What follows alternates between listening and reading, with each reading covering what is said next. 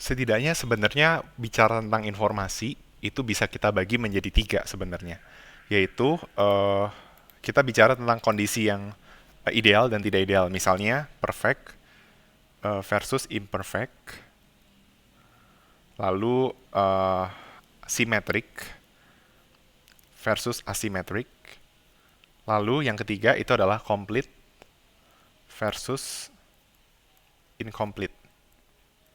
Oke. Okay. Nah, misalnya berkaitan dengan game teori ya. Complete information dan incomplete information itu berkaitan dengan apakah terdapat informasi dari payoff seluruh uh, aksi yang akan dipilih lawan, apakah payoff matrixnya itu lengkap atau tidak ya. Jadi complete incomplete itu lebih terkait kelengkapan data. Nah, tetapi di game teori perfect dan imperfect information itu berkaitan dengan yang namanya horizon waktu ya, time horizon. Oke, jadi kalau di game teori perfect dan imperfect itu berkaitan dengan time. Kalau kita bicara tentang perfect ya condition berarti permainannya itu berulang berkali-kali sehingga bisa dibilang durasi waktunya itu mendekati periodenya mendekati tahingga. Jadi itulah yang disebut dengan perfect information ketika dia sudah mengetahui informasi di masa lalu, masa kini dan sehingga dia bisa memperkirakan di masa yang akan datang itu seperti apa. Nah, tetapi kalau dalam konteks ekonomi mikro, misalnya asumsi pasar persaingan sempurna, kita bicara tentang imperfect information. Itu berkaitan dengan informasi yang tidak sempurna atau ketidaktersediaan informasi terhadap suatu barang misalnya, kualitas barang dan lain sebagainya. Nah, tetapi ada kesepahaman dalam symmetric dan asymmetric information kalau di ekonomi mikro, yaitu simetrik itu berarti tidak ada informasi yang tersembunyi antara kedua pihak seperti itu. Sedangkan asimetrik ada salah satu pihak yang mendapatkan informasi lebih daripada informasi lainnya. Nah, contohnya misalnya ada dua individu, individu A dan individu B. Misalnya individu A uh, tahu lebih banyak informasi terkait suatu produk X dibandingkan individu B. Nah, berarti terjadi asymmetric information. Seperti itu teman-teman. Dan jadi asymmetric information itu memang berkaitan dengan materi uncertainty dan juga game teori sebenarnya. Lebih terkait dengan uncertainty. Dan kalau mau dikaitkan lebih dalam lagi, nanti setelah belajar asymmetric information, kita bisa mempelajari tentang auction atau lelang. Nah, tetapi saya akan menjelaskan sekilas aja tentang principal agent problem. Ya, misalnya saya ambil contoh student dan tutor ya. Yang menjadi agen itu adalah tutor atau pengajar. Lalu tutor ini apa asymmetric informationnya terhadap student ya. Nah, sebenarnya asymmetric information itu kita juga belajar ya di level pengantar bahwa dia menghasilkan dua hal, yaitu yang namanya moral hazard dan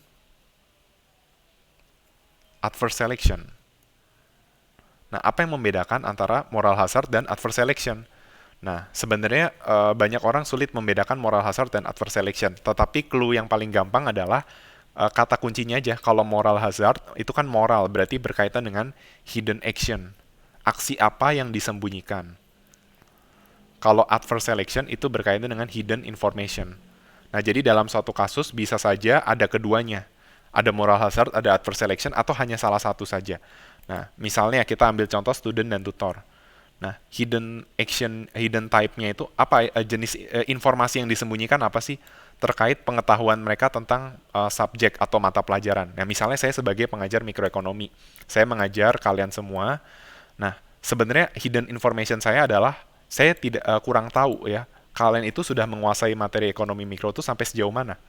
Apakah kalian sudah benar-benar mengerti materi demand supply dan elasticity misalnya?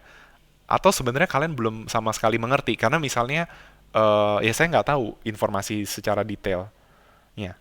Nah makanya di universitas atau di sekolah itu ada yang namanya ujian untuk menguji sebenarnya kalian itu seberapa mengerti sih sama mata pelajaran yang sudah diajarkan. Nah dari mata pelajaran itu ada misalnya capaiannya harus dia tuh harus ngerti apa aja sih.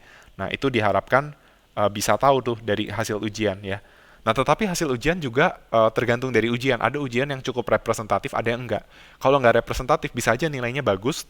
Misalnya soalnya pilihan ganda, bisa jadi dia sebenarnya harusnya jawab semua soal itu salah. Cuma dia cap cip cup bener, jadi seolah-olah dia tuh ngerti semua materi yang sudah disampaikan, gitu kan?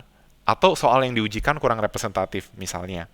Nah, berarti kan itu ada hidden information. Nah, hidden action itu berkaitan dengan preparation kalian selama belajar. Sebenarnya selama kalian belajar itu kalian benar-benar waktu ujian kalian persiapan atau enggak? Atau jangan-jangan kalian sebenarnya nggak ada persiapan? Ya, seperti itu. Jadi, hidden action itu yang nantinya kita kenal dengan moral hazard, hidden information itu yang kita kenal dengan adverse selection. Nah, dalam kasus asuransi itu juga ada hidden hidden apa type dan hidden action atau ada adverse selection dan moral hazard. Nah, untuk lebih detailnya kita akan bahas di pertemuan selanjutnya terkait asymmetric information dan tentunya kita juga akan masuk ke dalam beberapa materi hitungan. Oke, sekian, terima kasih atas perhatiannya.